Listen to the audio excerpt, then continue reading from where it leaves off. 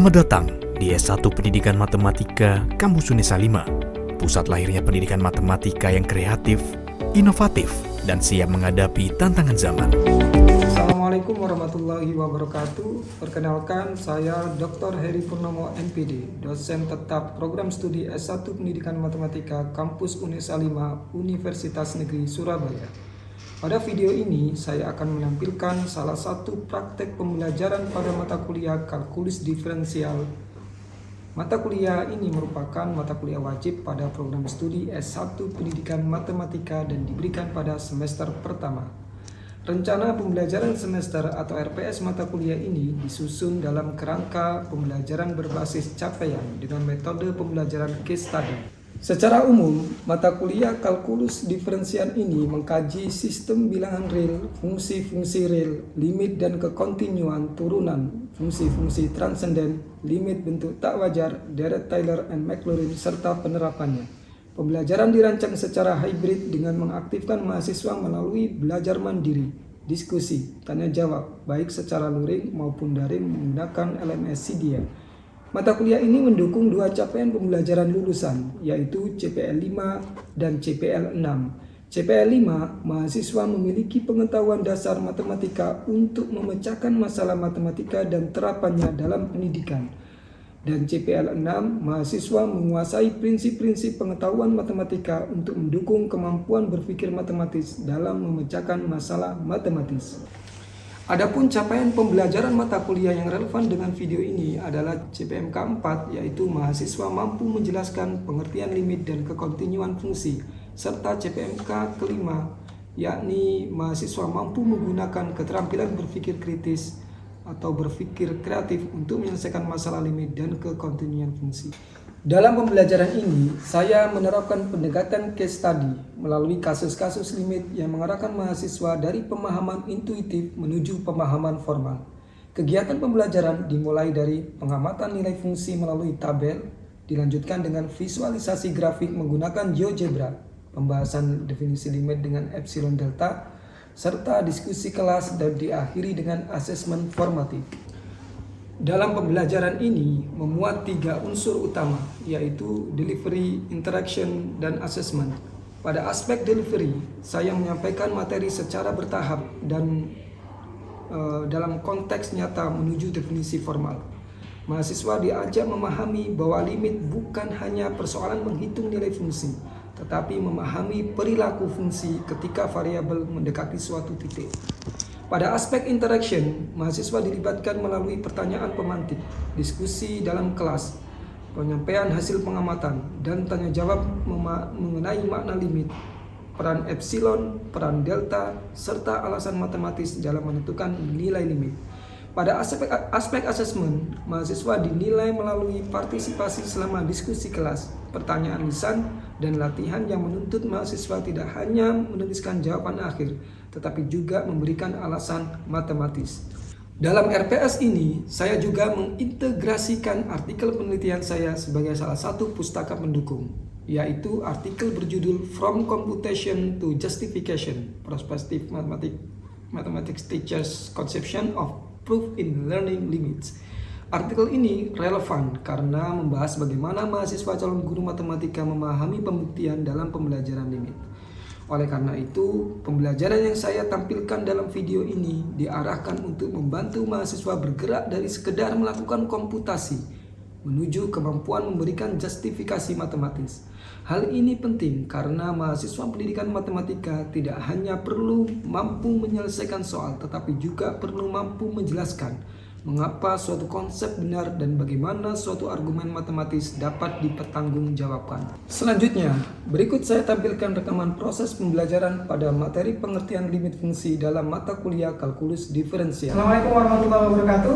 Waalaikumsalam warahmatullahi wabarakatuh. Apa kabar hari ini? Alhamdulillah.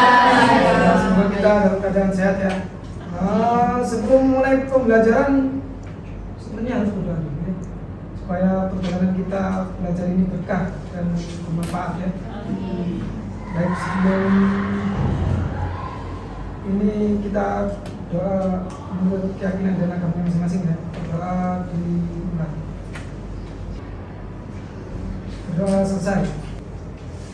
Baik, hari ini kita melanjutkan pertemuan yang ke-5 ya. Pertemuan yang ke-5 hari ini adalah pertemuan yang ke-5. Kita masih menggunakan buku yang sama, yaitu buku Kamulusnya Thomas ya. Atau artikel saya yang sudah terbit mengenai limit juga bisa diunduh di Cinta 1 ya.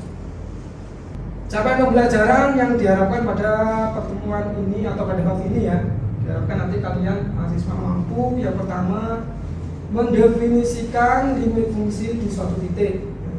Kemudian yang kedua menentukan limit fungsi di suatu titik. Yang ketiga membuktikan teorema-teoremanya. Jadi ada beberapa teorema 7 kalau nggak salah ya. Kemudian yang terakhir yaitu menggunakan teorema Apit untuk menentukan limit fungsi trigonometri. Pengertian limit fungsi. Nah, coba diamati ini. Yang bawah mungkin ya. Biasanya kita kan mau bergerak mendekati tempat parkir. Apakah posisi mobil sudah di parkiran? Belum. Ya. Karena mobil belum di parkiran, hanya mendekati parkiran. Nah, konsep ini nanti yang akan kita pakai secara matematis di matematika. Jadi lebih memaknai kalimat mendekati itu sebagai suatu makna matematis secara ini apa? Secara lebih presisi lagi. Nah, sekarang kasus yang pertama. Amati pola pada nilai domain X yaitu 1,25, 1,10 dan seterusnya dengan nilai fungsinya yaitu X pangkat 3 min 1 dibagi X min 1. Silakan ini dilengkapi. Nilai X nya sudah tertera, kamu lengkapi nilai Fx yang bagian yang kosong. Siapa yang mau melengkapi? Ya, ini. Kalian amati perilaku dari fungsi Fx nya ya, nilainya seperti apa ya. Nah, sudah amati? Baik, kita lanjut. Baik, nah selanjutnya dari tabel tadi. Yang pertama, tadi kan sudah diamati ya polanya ya. Ketika X mendekati 1 dari kanan, nah, nilai Fx-nya mendekati bilangan berapa? Biar nggak keroyokan, angkat tangan aja ya. Nah, ketika X-nya mendekati 1 dari kiri, nilai Fx-nya mendekati bilangan berapa? Ya, sini 3. Yang ketiga, apakah F1 tadi terdefinisi? Ya, Destia. Tidak, kenapa? Karena nilai F1 tadi 0/0. Terus yang keempat, apakah limit fungsi saat X1 ada? Pendekatannya ada? Nanti menuju ke 1 tadi? Ada, ya. Nah, berapa tadi pendekatannya menuju ke 1? Nilai fungsinya? 3, ya. Nah, sekarang perbedaan antara nilai fungsi di titik tertentu dengan nilai fungsi di titik tertentu itu apa?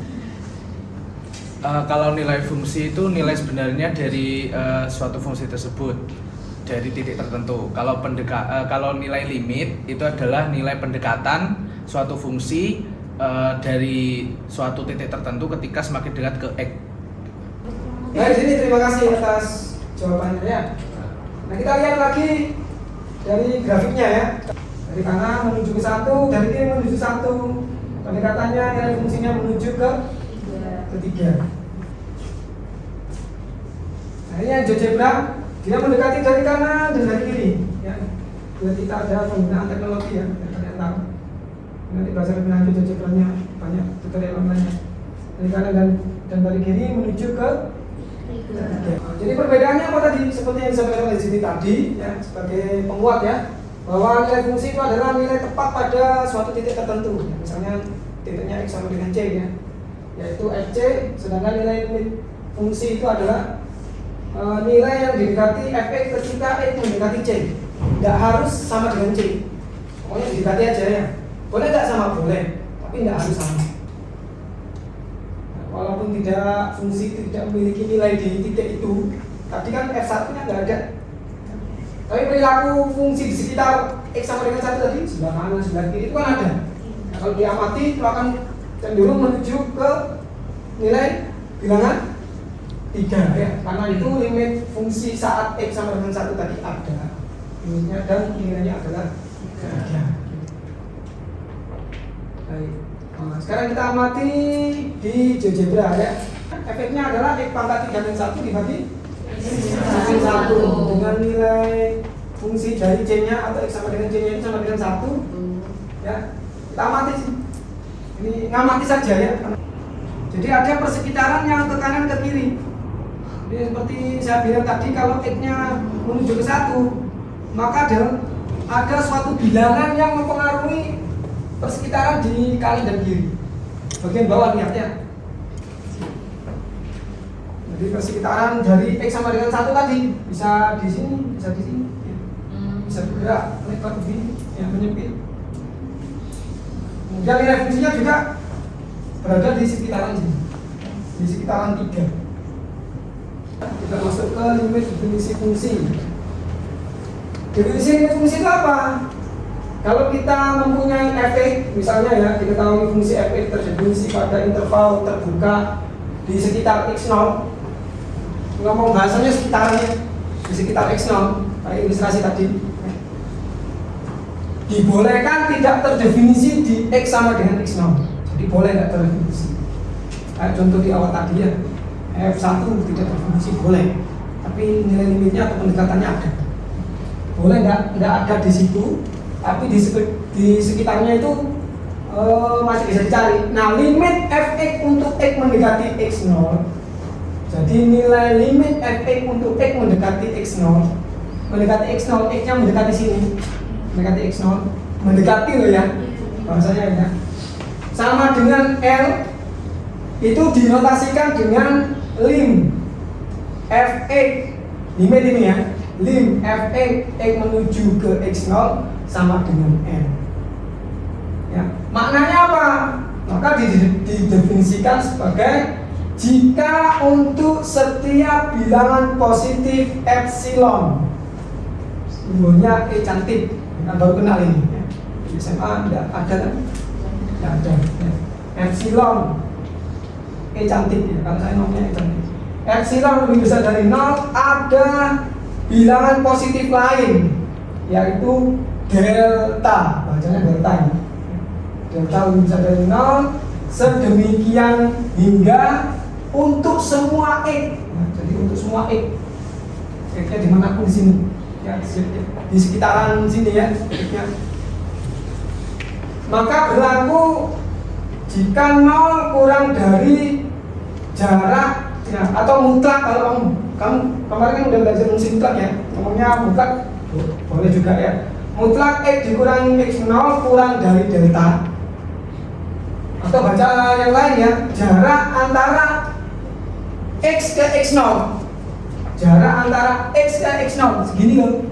Kalau di ilustrasinya itu jika kurang dari delta, maka mutlak f(x) min L kurang dari epsilon. Atau kamu baca jarak antara f(x) dan L itu kurang dari epsilon. Jadi f(x) dan L ini kurang dari epsilon. Ini adalah definisi limit fungsi secara formal ya. Nah, ilustrasinya tadi.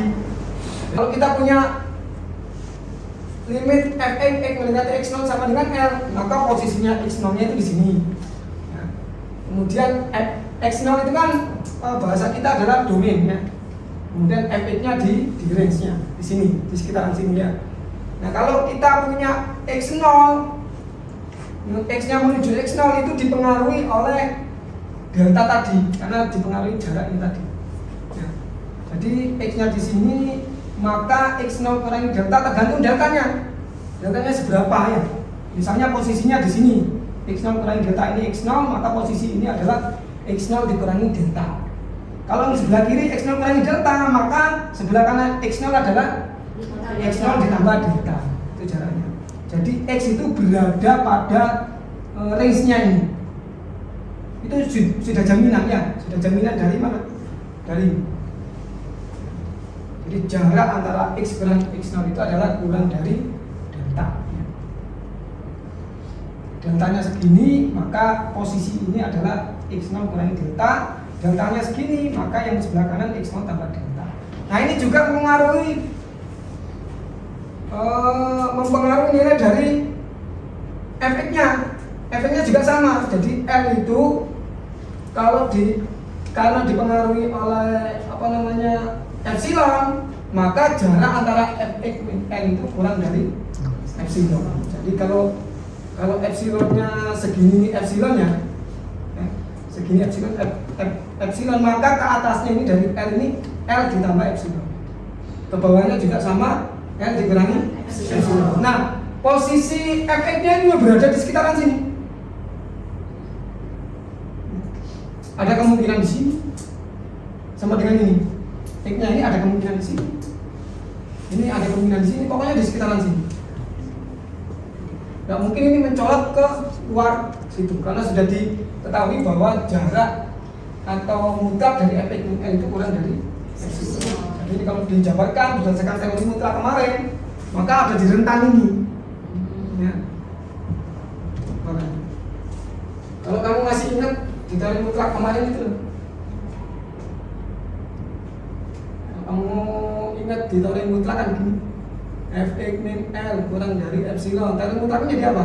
Min epsilon kurang dari fx min L kurang dari epsilon. Mutlak itu kan diapit oleh mutlak kurang dari oleh negatif dan Positif. karena ini negatif L, ini ada dua pertidaksamaan ya, masing-masing ditambah dengan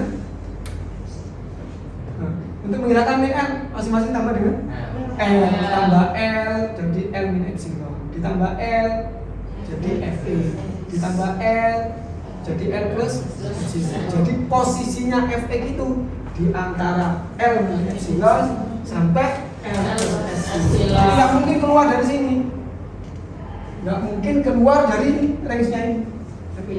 Sama dengan X-nya nggak mungkin keluar dari range antara x0 min delta sampai x0 plus delta.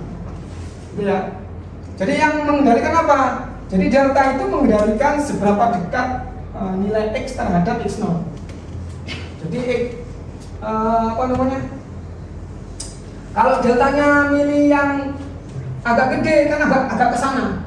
Agak ke sana bebas dia x-nya. Ya, tapi kalau deltanya semakin kecil, maka dipaksa x-nya menuju ke x0 gitu ya. Nah, sedangkan epsilon mengendalikan seberapa dekat nilai f fungsinya ya terhadap nilai limitnya. Ya. Jadi kalau ini dipres begini, maka ini dipaksa untuk menuju ke efeknya menuju ke L-nya. Ya. Sampai sini ya. Untuk definisi ada yang mau tanyakan? Belum ya.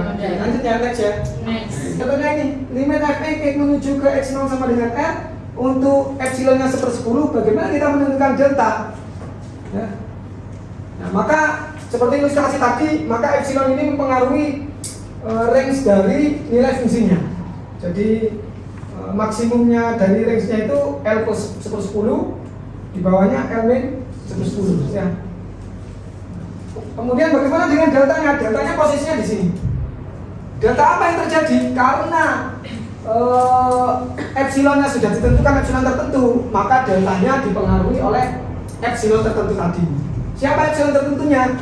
1/10. Maka kita bisa mengambil suatu delta yaitu delta per 10. Ya. Nah, suatu deltanya adalah delta per 10. Bagaimana loncatannya? Loncatan ke sini. Ini ke sini ini delta per 10. Nah, sehingga x0-nya yang di sebelah kiri karena dipengaruhi oleh delta tadi, maka menjadi x0 min delta 1/10. Sebelah kanan juga jadi x0 plus delta per 10 ya. Karena dipengaruhi oleh epsilon tertentu. Ya. Apakah deltanya hanya ini saja? Tidak. Apakah delta ini delta maksimum? Delta epsilon 1/10? Iya. Kalau tidak, kemudian apakah ini tadi seperti yang saya tanyakan tadi delta 1/10 ini hanya ini saja? Tidak. Kalau tidak, kasih contoh satu saja. Delta apa? Ya delta yang lebih kecil daripada delta 1/10 ini ya.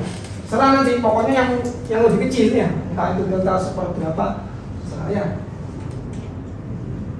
Sehingga nanti jarak antara x ke x0 ini adalah kurang dari delta 1/10. Oke, next. Ini kasus berikutnya, kasus 2 ya.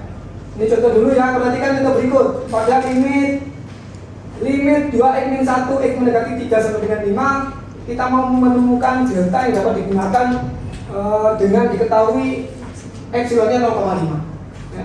Maka kita lakukan manipulasi aljabar ya. Manipulasi aljabarnya dari definisi tadi ya, fx dikurangi dengan L, fx kurangi L kurang dari epsilon dari definisi tadi. Manipulasi dari situ. Jadi fx dikurangi L kurang dari epsilon. Nah, kita lakukan manipulasi aljabar ya. Jadi duanya ini dioperasikan 2x min 1 min 5 min 6 dikeluarkan duanya, mutlaknya dikeluarkan kemudian dibagi dengan 2. Jadinya mutlak x min 3 kurang dari 0,25. Nah, karena epsilonnya sudah ditentukan yaitu 0,5, maka posisi mutlak x min 3 kurang dari 0,25 ini yaitu 0,225 sebagai delta ya. Yang tadi itu loh. Kan kalau kamu punya limit apa tadi? X menuju x0 fx sama dengan L, maka definisinya untuk sebaran epsilon ya lebih besar dari 0. Untuk sebaran epsilon lebih besar dari 0 ada delta kan gitu. Lebih besar dari 0 sedemikian sehingga kan ini dibuat apa tadi? Mutlak x min x0 kurang dari delta, maka mutlak fx min L kurang dari epsilon. Nah, ini sudah ditentukan, yang ini udah ada. Nah, tinggal menjodohkan ke sini. Mana ini jodohnya? X min x0 kurang dari delta, maka deltanya 0,25. Ya, kalau kita kembalikan lagi, jika x min 3 mutlaknya, mutlak x min 3 kurang dari 0,25, maka manipulasi aljabarnya kita runtutkan lagi ke atas. Ya, dari bawah ini ke atas. Ya, maka 2 kali x min 1 dan seterusnya didapatkan 2x min 1 kurang dari 5 kurang dari 0,5. 0,5 tadi adalah epsilon. Maka ini memenuhi dari definisi. Nah, pertanyaan lagi yang lain. Apakah delta ini merupakan delta satu-satunya?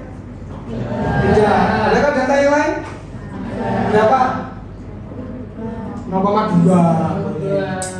0,1. Yang penting deltanya adalah kurang dari 0,5. Oke. Nah, kasus yang ketiga. Buktikan limit 3x min 7 x menuju ke 3 sama dengan 2 ya. Yang pertama kita lakukan analisis pendahuluan ya. Seperti yang di definisi tadi ya. Sebelum kita mau membuktikan, sebenarnya langsung membuktikan di langkah ini. Bukti ya. Bukti ya. Karena tadi kita punya limit apa tadi? X menuju ke x0 fx sama dengan n. Definisinya apa? Untuk sebarang epsilon lebih besar dari 0 ada delta. Jadi harus dipilih dulu deltanya. Dari mana deltanya dapat? Nah, dari manipulasi aljabar sebelumnya. Ya, makanya dilakukan analisis pendahuluan.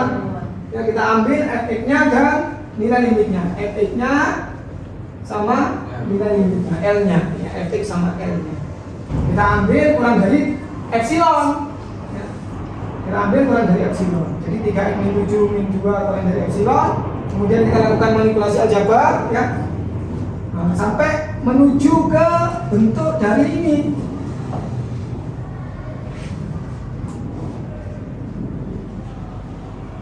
Menuju ke bentuk ini. X kurangi x0 kurang dari delta ya. Nah, baru kita ajukan yang terakhir yaitu min L kurang dari epsilon. Yang ini yang mau kita tuju ini. Kalau sudah menuju bentuk ini berarti itu gampang gitu ya. Nah ini, jadi karena sudah terjadi nilai mutlak x min 3 kurang dari epsilon per 3, maka kita bisa memilih delta kayak tadi ya. Deltanya mana? Ya ini deltanya. Deltanya yaitu epsilon per 3 yang lebih besar dari 0, sehingga ya 0 kurang dari ini definisi ya, mulai dari sini ya. Mulai dari sini nih udah definisi ya. Nah, sehingga ini memenuhi kriteria ini.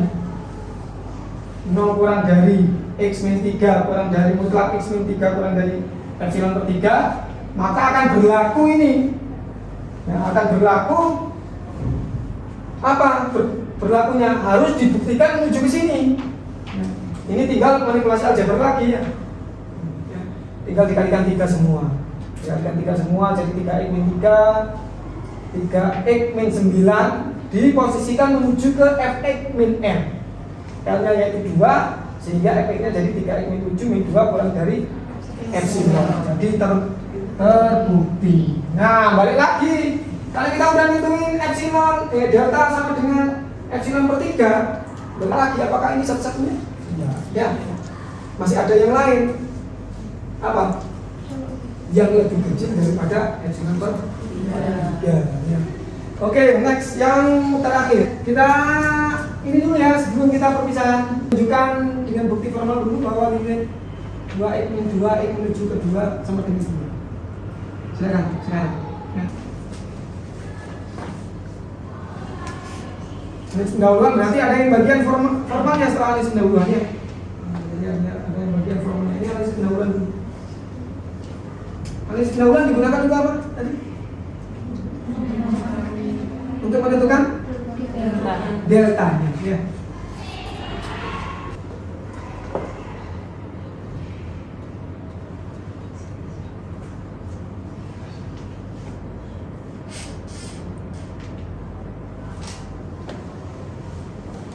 Terima kasih Tika sama Juti yang analisis dahulu tadi. Di sini yang pembuktian formalnya Tika ya. Oke, baik, ada pertanyaan nggak? Cukup jelas Bapak. Ini tadi pembelajaran hari ini ya. Untuk oleh-oleh ya, untuk oleh-oleh berarti refleksi, silakan ditulis di Sidia ya, di RMS ya. Untuk refleksi dan untuk tugasnya seperti biasa, tugasnya saya kasih 3 soal aslinya ya. 2 soalnya itu refleksi pertemuan hari ini, 1 soalnya untuk tindak lanjut untuk pertemuan berikutnya ya. Bisa kalian baca di buku pegangan kalian ya. Jadi ini diselesaikan hamin 1 menit tengah malam. Jadi kalau minggu depan berarti hari Selasa 23.59 seperti biasa ya. Silakan di-upload di LMS ya.